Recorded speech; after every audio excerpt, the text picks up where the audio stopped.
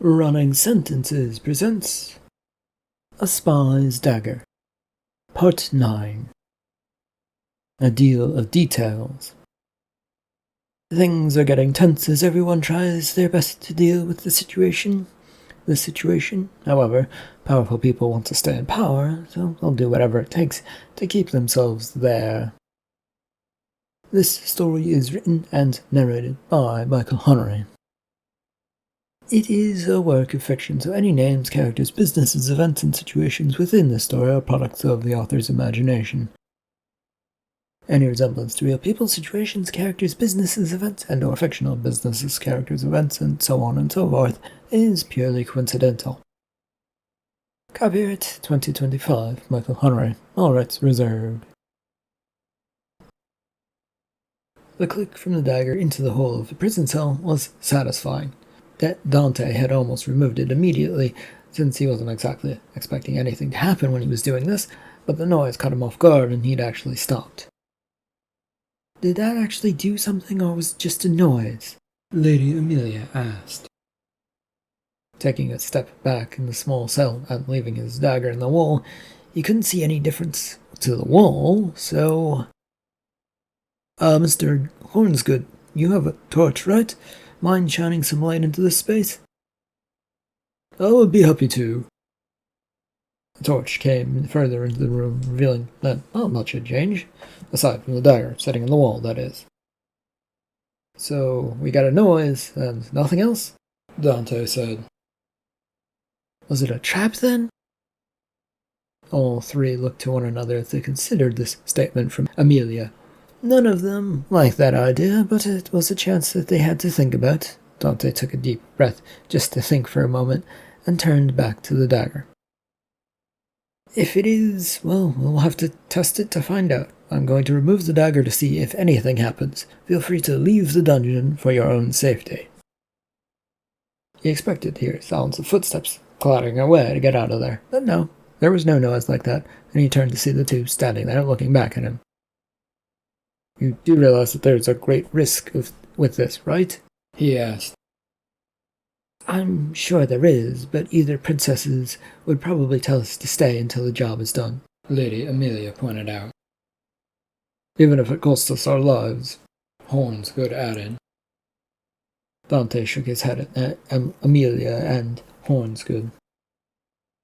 That is a sad thing to say, and you shouldn't have to say it. The two shrugged in return, but in the pit of his stomach, Dante realized he probably would be ordered to do exactly the same thing, risking his life for not much gain. Though the quicker this was all done, the faster he could get out of here. His hand reached for the hilt of the dagger and yanked it away from the hole, so that the blade would not snap. It came away, and another click sounded about the room, followed by a soft rumble of stone moving. Not a lot, but enough to catch the attention. I believe the floor moved over there. Over where, Hornsgood? Near this bed space? The torch moved over, so it was shining on a little stone that had popped up from the ground. With his foot, Hornsgood easily knocked it back to the side, revealing a small nook space that it had covered. You see anything in there? A small box of some sort, Mr. Dante. I'll leave it up to you to get in there, since you're the spy and talented with knowing these sorts of things. With a grimace, he had to step over. Sure, he was good at that, but it didn't mean he wanted to be the person to deal with this. The box he saw was in the ground, was a simple one, and had a king's seal on top of it. It didn't look like it had a trap to it, but he decided to be careful in this case and used his dagger to stick the blade between the box and the walls of the hidden chamber, and then gently move it around the box to see if anything would happen to it. When nothing did, he sighed, mostly in relief, and began to prying the box, as best he could, out. Please be careful. I am being as careful as I can, but we need to get the box out to see what's inside, Amelia. I think I already know what's inside, and that's the parchment containing the new will of the king. Potentially, yes, Hornsgood, but that isn't assured, so let's get it out and opened. There was a loud bang that came from outside the cell, which was followed up by a clattering of footsteps that came right up to them. Dante nearly dropped the box that he'd almost worked out as he turned at the noise, but caught himself and got the box out. "Excuse me, I am here to tell you that the princess has arrived." "Which ones, guard?" Amelia was quick to ask. The one that was sent away? Yes, that's the one, I think." "Do you mean Princess Abella?" Lady Amelia asked. The guard feverishly shook his head. "Yes." "Well, the box is out, and now would be a great time to open it, but I think it would be better time to do it would be in front of the two princesses. What do you say, you two?" "I say we should open it now," Hornsgood said in response to the question. "I agree, if only to find out what's inside, so that we can deal with things." "Okay, fine by me," Dante said with a shrug. The box was a rather fragile-feeling thing in his hands, and it only took a little pressure from his fingers on the top to pop it open. Inside was a scroll of paper, which Dante took out with care and unrolled to look it over. A frown came over his face as both of his associates leaned in towards him. "What's on it, sir? Good news? Bad news? Your expression could go either way. We need to know what it is now so that we can help our respective parties," Hornsgood asked. "This, as far as I can tell and read, is the last will and testament of the Queen." "What?" came a surprised gasp from Hornsgood. "But she died several years ago. Everything was settled about her affairs," Lady Amelia said. "Well, someone found it and recently hid it away to be found by someone else. Don't think any of this is a good sign," Dante said with a sigh. "There's only one thing to do, then," Hornsgood announced. Dante carefully made sure to show them all the document and then to the guard, who all nodded. He then tucked it back into the box which he picked up and carefully closed. "Guard, you're with me. Both of you saw what was on the paper and will tell the princesses what you saw, okay? We're going to go meet them," Dante ordered. "Why do you need the guard?" "In case anyone decides to try something like lying about what we saw, Lady Amelia." They all looked at him surprised, but no one said anything. The Grand Gardens is where someone had decided this showdown between the two royal princesses would occur. It was a flower-filled space, with few hedges and lots of open ground for people to stand on. It was also split in two by a gravel pathway, and the two sides were already taking up their respective areas, as Dante found Isla standing in the little pathway. To the right were Princess Ella's forces, and on the left, Princess Abella's. "Did you find anything?" Isla asked. "The last will of the Queen, Isla." "I'd ask how and why, but I doubt we have time for that." "I think it was planted to be found." "By who?" Isla countered. "I do not know, but the only person who could have gotten away with it and ordered it, was the king," Dante theorized. "And now he's dead. So we have a piece of paper that has a royal seal on it, but no way of knowing if it might be real or not. The princesses could verify it." "I don't think they want to do that," Dante replied with a grimace. "And why not?" "This paper will, from what I've read of it so far, Lady Isla, throws up a lot more questions than it answers." She looked at him with raised eyebrows and then turned as Ella and Abella both approached, with their arms folded over their chests. Neither looked pleased to be dealing with this situation. "Sister, how are you? Doing well? Why did you leave your little haven? You know it isn't good for you to be away from the people who would take care of you." "I'm dealing with what you put me through, Ella. After all, it was your people who poisoned me." "Oh, we did not, Abella," Queen Ella protested. "Ladies, if you could put that aside for the moment, we have discovered something," Isla announced, and then said, "It will, I'm told, not be to your liking." As Isla said this, they turned and looked at Dante with the box in his hand. What I found, along with Hoynsgood from Lady Ella's team and Amelia from Princess Abella's, is a will. One that has a royal seal on it, but it belongs to your mother. But, Ella reached out and snatched the box from his hands, which he easily let go of. There was no need to hold on to it, and he let it go, but still offered a frown. "There is something more you wanted to say, Mr. Dante?" Princess Abella asked. "I can't prove that this last will of the Queen is real, Abella, but it does appear to disown both of you." Ella, who'd been pulling open the box, stopped and looked at him, while Abella grabbed at his arm.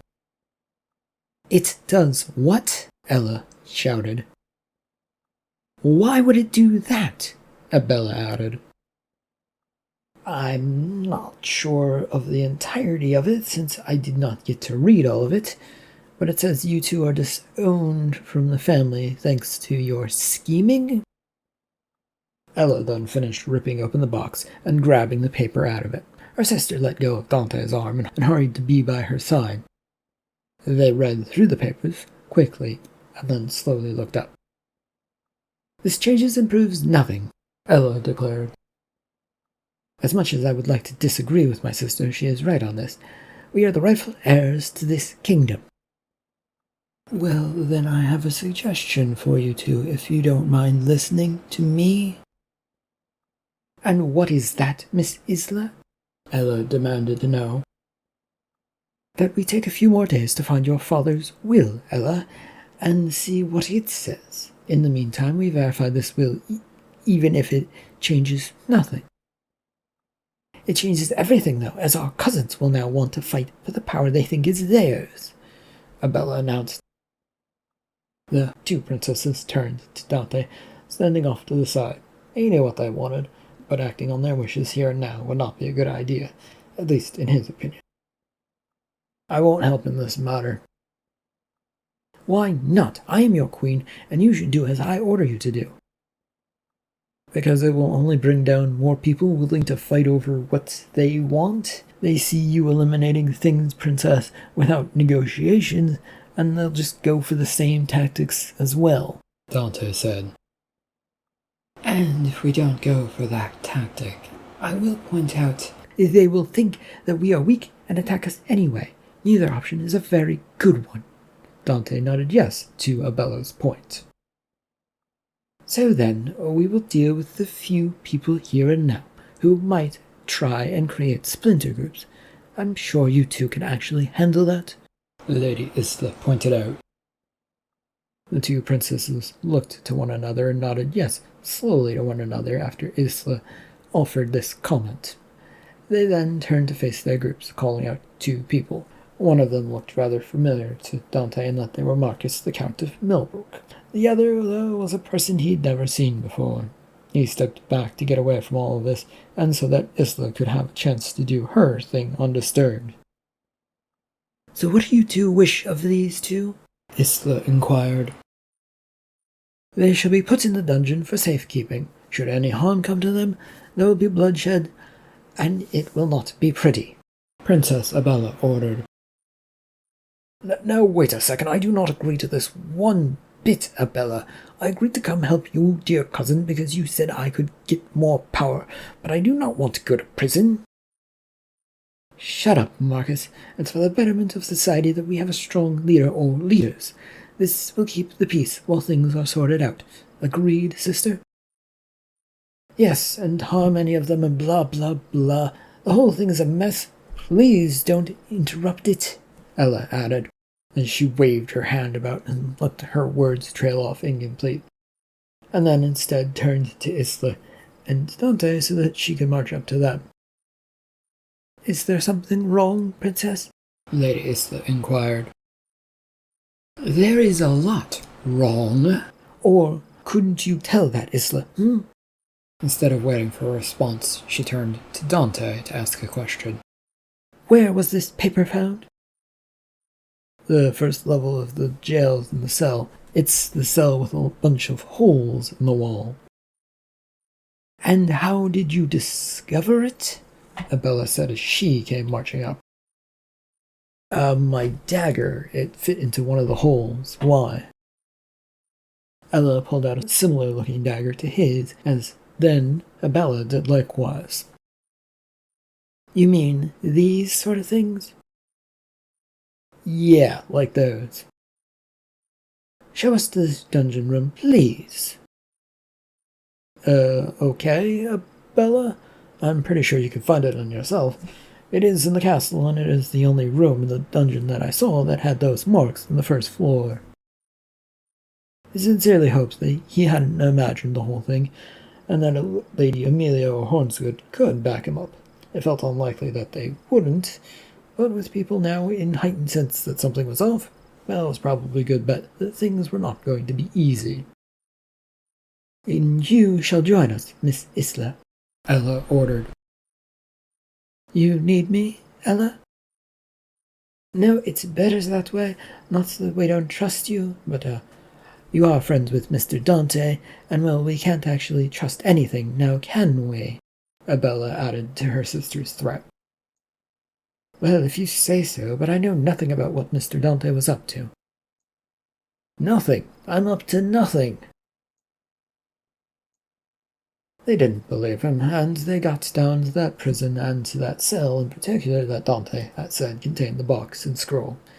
He was thankful to see it looked much the same as he left it, as the two princesses took turns walking about the room. Well, what do you think, sister? Ella asked. About the cell, Ella? It's not much of a space, and the wall looks odd with all those marks. Dante found himself interjecting despite wanting to keep quiet and out of the limelight. The only way any of this could have probably been made are either by the king or someone he ordered to do so, otherwise it would have been noticed sooner. Why do you say that, Mr. Dante? To me, he's the only person who could possibly access this space. Ella, Princess Ella. Though Lady Amelia did say she was given a tour of the area a few years ago at the bequests of the king, so I don't know if that's true or not. To that, Abella gave a short, firm nod of her head, yes. She then pulled out her dagger once more and looked over where it might be placed in the walls. So which of these did you target? Ella asked. Dante looked at the wall once Ella had asked that question and even brought over a torch to get a better look. He couldn't remember which hole it was in that unlocked the trap door in the floor, and so he just frowned to himself and shrugged to her. I put my dagger into quite a few of them before I heard it click. Why? She probably wants to try out her dagger to see if it manages to get a different result, Abella pointed out. Oh, right. That would make sense, wouldn't it, Abella? Sorry, I didn't think about that. What did you think we were here to do, Dante? Check the trap door space we found for any further hints about what's going on? Ella frowned and then nodded. That's actually a good idea. Miss Isla, if you would. Oh yes, that's actually good to be of some use, Isla replied. As Isla knelt down, she examined that nook space as Abella stepped forward towards a nearby hole and stuck a dagger into it. Nothing happened, as Ella did the same. The two kept going, trying out the majority of them without anything happening. You did try most of these, right, Dante? Yes, I did, Abella. Just keep trying, sister. It will probably cause something to happen. Have you found anything, Isla? Ella interjected. No, the space is empty and has nothing else in it. Well, this is turning out to be entirely pointless, Ella. Well, Abella, if we don't find anything, then we know this was all a setup, so that we can freely fight one another and ignore that last will and testament. So let's just finish this up so that we can get to it. How many more of these holes are left? Ella stabbed one last hole, and then this caused a loud click, right as Abella did the same, which may or may not have caused a different click noise to sound. It was hard to tell. They were almost simultaneous, but there was a sort of echo of a noise. The two sisters stared at one another, then turned to look around. Dante was already doing this rather busily, with no real luck. "Oh, I think I found something thanks to the noise you two created," Isla announced. "Where?" Abella demanded to know. "The original hole that we opened up, that Dante opened up, Abella. There appears to be an opened up space section to reveal a lever of some sort deeper down." With hurried steps, everyone gathered around to look down at this, with Dante lowering a torch so that everyone could see. Sure enough, there was a handle that looked like it would be a lever that could be pulled or some sort. My arm isn't long enough to go down there, and I think I have just about the longest arm amongst the ladies, so I believe that would only leave you, Mr. Dante," Ella announced. "You could call for a guard." "I could, but I won't." Dante glowered at Ella as he knelt down and handed the torch over to Isla, who took it and held it close to the hole without being too close. "Any particular reason not to?" "The less people involved, the better, since we don't know what we will find, and I don't want to cause problems for anyone. And besides, knowledge, even hoarded knowledge, is power," Ella replied. "You mean you can tell people whatever you want about whatever you find?" Dante said rather dryly. "Me and my sister can do that, yes." He raised his eyebrow at Ella's proclamation, but there was nothing to be done about it, and instead of worrying or thinking too much, he laid flat on his stomach and reached into that hole. It took a second before his hand found that it wasn't really much of a lever and more of a yank-up option. He pulled it a couple of inches, and it came to a stop. Nothing else seemed to have happened. "Well, I did my job. Anything going on up there?" "A door?" Isla said, confused. He got up from the floor just to his knees so he could look around. The answer from Isla was not a great one, and probably meant that a door had opened up, but where? There was a prison cell, and that shouldn't lead to anywhere. But sure enough, there was one in the wall with all the holes in the wall. "This looks like it hasn't been used or seen in ages." "Agreed, Ella, which begs the question, how long has this been here, and why was it put here?" "Well, don't look at me, Bella. I don't know." "I wasn't asking you, Ella." "Can you two stop bickering for a moment? We have an important matter to figure out," Lady Isla requested. Dante frowned to himself, knowing all too well what would be coming next. "I will not be sent down that passageway first. You can get someone else to go down there. I don't care if it involves not telling people or telling people. Just figure it out as Isla said." "I bet you're the only one we can trust on this," Abella declared. "That's right. It's you or two factions going to war, killing and maiming to their heart's content until everyone's dead. Is that what you want, Dante?" Ella said. "It certainly sounds like that's what he wants, Ella." "No, I do not want that, Abella and Ella. That's not what I think. That's not what I need. There are better people to send in there first, though. Soldiers, explorers. I'm a fucking guy who creeps around in the shadows and looks at books to get information on people. Or talks to people. Or do some dirty work by getting other people to do things for you. There's a lot of things you do, Dante, that cannot be simplified as reading books." He shot Isla a dirty look for pointing out all of that as he got to his feet. Snatching the torch away from her, he stormed over to that passageway and tossed it down the hallway. It traveled a good 7 or 8 feet before clattering to the ground, then waited a second, keeping his eyes trained to see what might happen. "And what was that for, oh great spy who knows better than everyone else?" "I was checking to see if any traps might get set off by an intrusion, Ella." "Well, all you've done is waste our only light resource. One of the mini guards hanging around outside can fetch another couple of torches easily enough for you two," he snapped at Abella. And I take it you won't be going in alone, Dante? No, I won't. You, Isla, and you two princesses will be following me in. That is, if you insist on me going in there. There was a firm hand on his back, which weakly pushed him towards the entrance.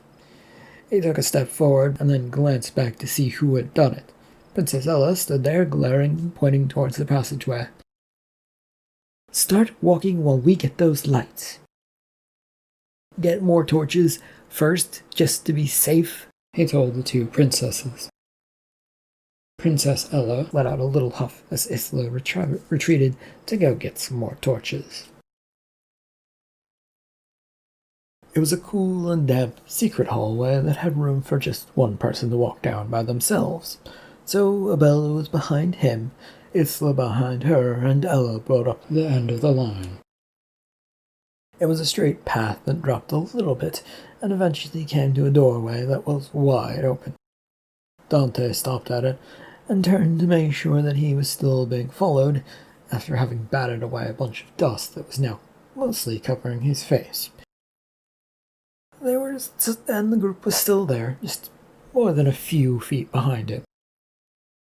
You lot okay? Not used to this. Princess Ella's voice came from all the way in the back, sounding a little exhausted. He smiled at that, but quickly dropped it, not wanting to cause an argument just because of a look on his face. We have a doorway in front of us, Dante told them. And go through it already. Princess Abella, I will, but it's best to be prepared for whatever might come our way. I do not want to rush ahead and take all of whatever traps lie in wait for us. She merely gave him a look and waved her hand for him to continue walking. Their steps echoed about the space as they entered it. It was a well-lit, grand old hall, with actually all of the walls lined with prison cells. There was, oddly enough, a kingly-like chair right in the middle of the room, which had a box sitting on it. Dante kept a lookout for as mysterious torches all lit up around this area. How are they lighting? Not sure, Isla. Not sure at all. What is this place? Dante thought for a moment about the question that Abella had posed. Aside from an old prison, I guess a place for the old breed. And what does that mean, Dante? Dwarves, Isla, dwarves. All three of the ladies turned to stare at him, waiting for further explanation. There used to reportedly be a lot of them around this area. They like to dig into stone so that they could hold those who are their enemies close to them. A grand hall like this, according to whatever books I've managed to read in my life, as crazy as it appears, would fit their style. He returned their blank stares, but none of them seemed to be getting what he was saying. None of you read your history books, he said with a sigh. Well, yes, but they didn't cover this sort of stuff, Isla said. I did as well, though my sister generally did not. The subject of otherworldly creatures was only mentioned in passing. I did too read those same books, Ella. Stop making things up. And Dante, tell us why we are here of all places. I cannot answer that. I don't know the king well enough to know why this palace dungeon space is connected to the castle. I'm going to go ahead and guess, though, that he had some connection with the last of the breed and was helping to keep them hidden? The sound of footsteps drew their attention as a dwarf appeared near the chair. Welcome! Dante regarded the stout, bearded man for a second with raised eyebrows. The man was a dwarf, and he probably shouldn't be here with his sort of tilted crown on his head, and he looked like he didn't belong. And then there was the fact that the two princesses might start yelling about rights and kingdoms and other stuff he didn't want to wind up getting involved in, so this probably was going to go poorly if he didn't walk this carefully. Nice to meet you, Your Highness, Dante said. Yes, I am the last of the king of the dwarves. Most simply call me Usa. But don't bother with that king part. I'm here to help out on some matters. By the request of our king? Aye, young Ella, and your mother as well. And if we don't do whatever it is you want? Well, dear Abella, if you've read the will, then you will know you will be disowned. What about the will that we found? Did you have something to do with it? Ella asked. Yes and no. They will be answered more in good time, but first you'll need to see something. Watching the princesses both step forward, Dante wondered if he had to go along with them. It would make sense to go along and not get yelled at by their factions vying for power that he just simply abandoned them. And yet at the same time, this had nothing to do with him at all. Your Highnesses, I beg to take my leave? The two princesses turned to glare at him. No, that won't do. You and the lady must come along and see the wonders that we have. Wonders, sir? Isla asked. The world of the dwarves, and why we're hiding underground. It makes for a good story, and one of the kings and queens were desperate to keep under wraps. Why would they do that? Because, dear Ella, they didn't think the world was ready to hear about us and the drama that is going to follow. You didn't really answer Ella's question, Mr. Usa, Abella said. There is a war coming between many creatures that would like to claim this land as theirs. Your father and mother and I were working to make sure that that didn't happen. Dante found himself frowning. He'd heard lots of stories in his travels and work for the king. There were tales similar to that, but he'd always brushed them aside for more pressing work matters. And now here they were, rearing their ugly head. Maybe, if this was believable in the first place. This sounds fun, but not exactly trustworthy. Oh, Mr. Dante, it isn't exactly trustworthy. It is only me saying all of this after all. But if you'll follow me, it will make a bit more sense. How so, sir? Isla said as she stepped forward, sort of following him along as he began moving away. There's old carved stones over there. Pointed off in the distance, King Usa began moving in that direction, not waiting more for them. Dante, do you trust him? Ella asked him, turning her heels to see him and get in his face. All Dante could do there was shrug. No, but at this point it would probably be better to see where all of this leads, just to know and to be able to get back to your people and say that you learned how things were going to be. That doesn't sound very convincing. He shrugged to Abella's comments and signaled that they should follow after this king. End of part 9 of A Spy's Dagger. Thank you for listening.